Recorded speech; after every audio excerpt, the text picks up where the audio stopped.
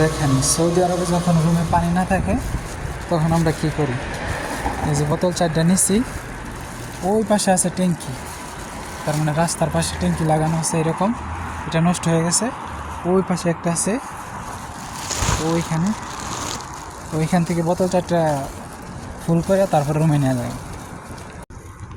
আসলে সৌদি আরবে একটা সুবিধা আছে কি, আপনি যদি যে কোনো রাস্তার পাশে যাবেন দেখবেন যে পানির ট্যাঙ্কি লাগানো আছে, যদি আপনার পিপাসা লাগে তাহলে ওইখান থেকে আপনি পান করতে পারবেন।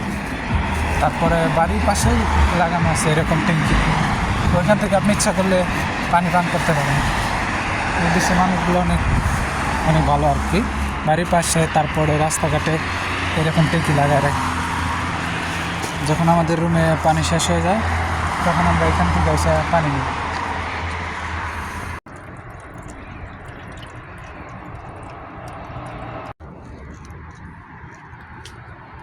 আবার অনেকে ভাবতে পারেন ট্যাঙ্কির পানি ভালো না, কিন্তু না, আসলে ট্যাঙ্কির মধ্যে এমন একটা মেশিন লাগানো আছে যার কারণে পানিগুলো বিশুদ্ধ হয়, এমনকি পানি সবসময় ঠান্ডা থাকে। গরমের মধ্যে অনেকে আর কি পান করতে পারে, বলদের কাজ যারা করে তারা ওইখানে এসে মাঝে মধ্যে পানি পান করে। অনেক ভালো একটা সিস্টেম আর কি, সৌদির সিস্টেমটা অনেক ভালো। অনেকে দেখছেন হয়তো সৌদিতে বা বিভিন্ন কান্ট্রিতে থাকতে পারে, অনেকে হয়তো দেখছেন, কিন্তু বাংলাদেশে এরকম ব্যবস্থা করলে হয়তো অনেক ভালো হতো, অনেকে সুবিধা হতো।